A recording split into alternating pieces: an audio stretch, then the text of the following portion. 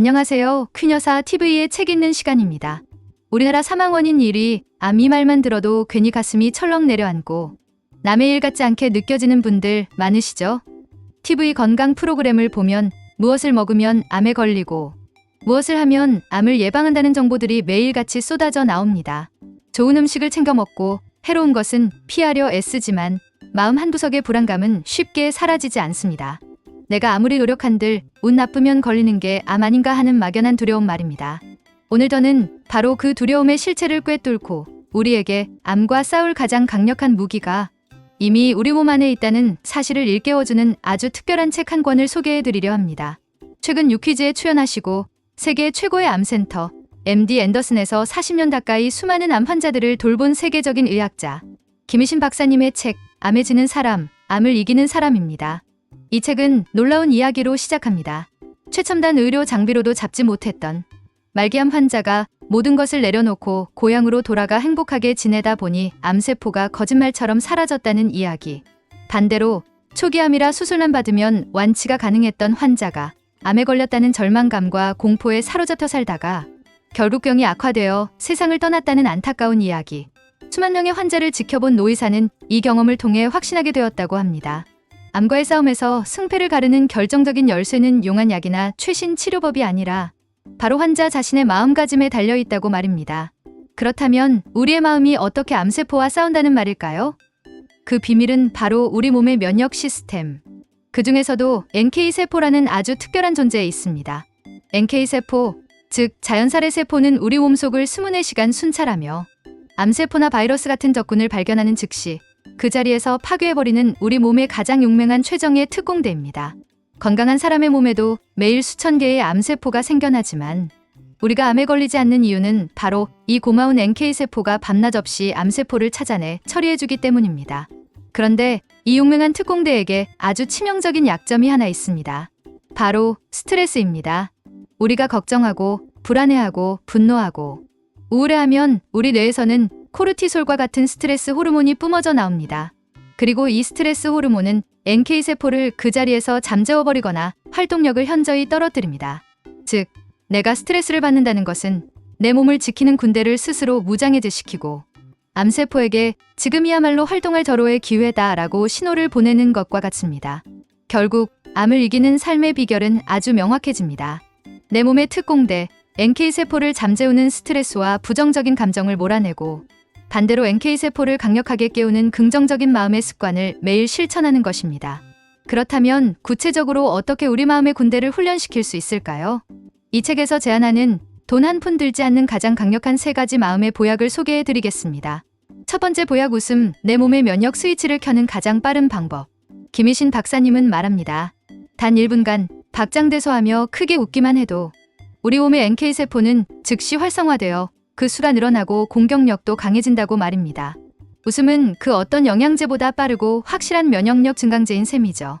웃을 일이 없는데 어떻게 웃어? 라고 반문하실 수 있습니다. 하지만 우리 뇌는 아주 순진해서 진짜 웃음과 가짜 웃음을 잘 구분하지 못한다고 합니다. 첫 번째 실천 방법 거울 보고 억지로 웃기. 아침에 일어나 거울을 보며 나 자신에게 오늘도 좋은 하루라고 말하며 억지로라도 입꼬리를 올리고 하 소리를 내어 웃어보세요. 처음엔 어색하고 민망할 겁니다. 하지만 딱 1분만 해보세요. 뇌는 이 가짜 웃음을 진짜 행복 신호로 받아들여 기분을 좋게 하는 세로토닌을 분비하고 잠자던 NK세포를 깨우기 시작합니다. 두 번째 실천 방법 웃음거리 일부러 찾아보기. 오늘 저녁 심각한 뉴스나 암투가 가득한 드라마 대신 온 가족이 함께 볼 수 있는 유쾌한 코미디 프로그램이나 예능을 찾아보세요.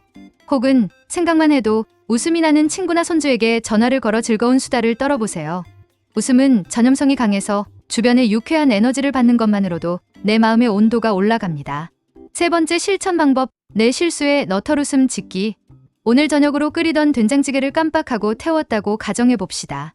예전 같았으면 아이고 내 정신 좀 봐. 살림을 몇십 년 했는데 아직도 이런 애라며 자책하고 스트레스를 받았을 겁니다. 하지만 이제부터는 이렇게 해보는 겁니다. 아이고 세상에 이걸 이렇게 새까맣게 태우다니. 오늘 저녁은 남편이랑 외식하라는 하늘의 계시인가 보네 하며 너털웃음을 한번 터뜨려 보세요. 실수는 이미 벌어진 일입니다. 거기에 스트레스하는 독을 더할지 웃음이라는 약을 더할지는 오직 나의 선택에 달려 있습니다. 두 번째 보약 감사 부정적인 생각의 고리를 끊는 마음의 명약. 웃음이 NK세포를 즉시 깨우는 응급처치라면 감사는 우리 몸의 면역 시스템 자체를 튼튼하게 만드는 기초 체력 훈련과 같습니다. 우려 두려움이나 분노에 휩싸일 때 우리 뇌의 편도체라는 공포센터가 활성화됩니다. 하지만 우리가 감사함을 느끼는 순간 뇌의 활동 중심이 이성적인 판단을 하는 전두엽으로 옮겨가면서 스트레스 호르몬의 분비가 멈추고 마음의 평화를 되찾게 된다고 합니다. 첫 번째 실천 방법 잠들기 전 감사일기 쓰기. 거창할 필요 없습니다. 잠들기 전 작은 노트에 오늘 하루 감사했던 일 3가지만 적어보는 겁니다. 오늘 아침 창문으로 들어온 햇살이 참 따스해서 감사했다. 무심코 튼 라디오에서 내가 제일 좋아하는 옛 노래가 나와서 감사했다. 오랜만에 딸내미가 전화를 걸어 엄마 사랑해라고 말해줘 정말 감사했다. 이렇게 하루의 끝을 감사의 감정으로 채우고 잠들면 밤사이 우리의 잠재의식은 그 긍정적인 에너지를 바탕으로 몸을 치유하기 시작합니다. 두 번째 실천 방법 불평을 감사로 바꾸어 말하기. 무릎이 아파서 등산도 못 가네라는 불평 대신 그래도 내 2발로 동네 공원이라도 걸을 수 있으니 얼마나 감사한가라고 말을 바꿔보는 겁니다. 자식들이 바빠서 자주 찾아오지도 않느라는 서운함 대신 각자 제 몫을 하며 건강하게 잘 살아주고 있으니 그것만으로도 참 감사하다고 관점을 바꾸는 것이죠. 이것은 없는 사실을 꾸며내는 것이 아니라 동전의 양면처럼 같은 상황의 긍정적인 면을 의식적으로 바라보는 훈련입니다. 세 번째 실천 방법 당연한 것들에 감사 표현하기. 우리는 너무나 많은 것들을 당연하게 여깁니다. 매일 아침 눈을 뜨는 것, 숨을 쉴 수 있는 것, 따뜻한 밥을 먹을 수 있는 것, 그리고 내 곁을 지켜주는 가족.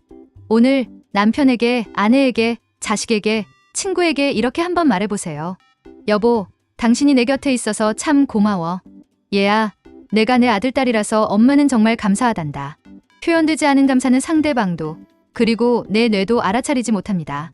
감사를 표현하는 순간, 그 감사는 몇 배로 증폭되어 나와 내 주변을 치유하는 강력한 에너지로 작용합니다. 세 번째 보약 삶의 목적, 나를 살아가게 하는 이유. 김희신 박사님은 수많은 환자들을 보며 한 가지 공통점을 발견했다고 합니다. 바로 뚜렷한 삶의 목적이 있는 환자들이 그렇지 않은 환자들에 비해 예후가 훨씬 더 좋았다는 것입니다. 일은 단순히 돈을 버는 행위를 넘어 나는 이 세상에 필요한 사람이다. 나에게는 해야 할 역할이 있다는 소속감과 자존감을 주는 가장 강력한 암 예방약입니다. 첫 번째 실천 방법, 나만의 작은 직업 갖기. 은퇴했다고 해서 우리의 일이 끝난 것은 아닙니다. 일의 개념을 확장해야 합니다. 내가 정성껏 키우는 화분에 물을 주고 돌보는 일.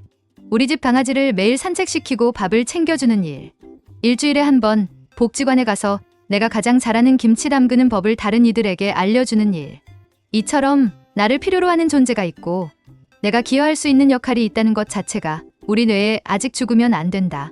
나는 살아야 한다는 강력한 생존 명령을 내리는 것입니다. 두 번째 실천 방법, 오늘 할 일 목록 만들기. 거창한 인생 계획이 아니어도 좋습니다. 매일 아침 아주 사소한 오늘 할 일 목록을 3가지만 적어보세요. 은행 가서 공과금 내기, 미용실 가서 머리 다듬기, 저녁 메뉴로 된장찌개 끓이기. 이 작은 목표들이 하루를 무의미하지 않게 만들고 나는 오늘 내가 해야 할 일을 모두 완수했다는 성취감을 줍니다. 이 성취감이 바로 삶의 활력과 면역력의 원천입니다. 세 번째 실천 방법, 관계라는 이름의 일. 고독과 외로움은 면역력을 떨어뜨리는 가장 무서운 독입니다.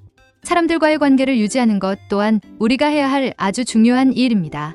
일주일에 한 번은 꼭 경로당이든 성당이든 동네 노래 교실이든 사람들과 만나서 웃고 떠드는 시간을 가지세요. 한동안 뜸했던 친구에게 먼저 전화해서 잘 지내니? 밥 한번 먹자고 약속을 잡으세요. 컴퓨터 앞에 앉아 고스톱만 치는 것보다 사람들과 마주 앉아 화투를 치며 농담을 주고받는 것이 우리 뇌와 면역력에는 훨씬 더 이롭습니다. 이제 이야기를 마무리하겠습니다. 오늘 우리는 김희신 박사님의 책을 통해 암을 이기는 힘이 병원이나 약에만 있는 것이 아니라 바로 내 마음과 내 일상 속에 있다는 위대한 진실을 배웠습니다. 암을 이기는 사람은 암세포가 몸에 하나도 없는 완벽한 사람이 아닙니다. 저자는 말합니다. 암을 이기는 사람이란 내 몸에 암세포 몇 개쯤을 데리고 있을지언정 그것을 두려워하지 않고 오늘 하루를 웃고 감사하고 사랑하며 내가 해야 할 일을 하며 살아가는 사람이라고 말입니다. 우리 퀸 여사님들 모두가 바로 그런 암을 이기는 사람이 되시기를 진심으로 응원하겠습니다. 오늘 제 이야기가 마음에 따뜻한 용기를 주었다면 구독과 좋아요로 퀸 여사 TV를 응원해주세요. 다음 시간에도 우리 퀸 여사님들의 인생을 더욱 건강하고 풍요롭게 만들 좋은 지혜를 가지고 찾아뵙겠습니다. 감사합니다.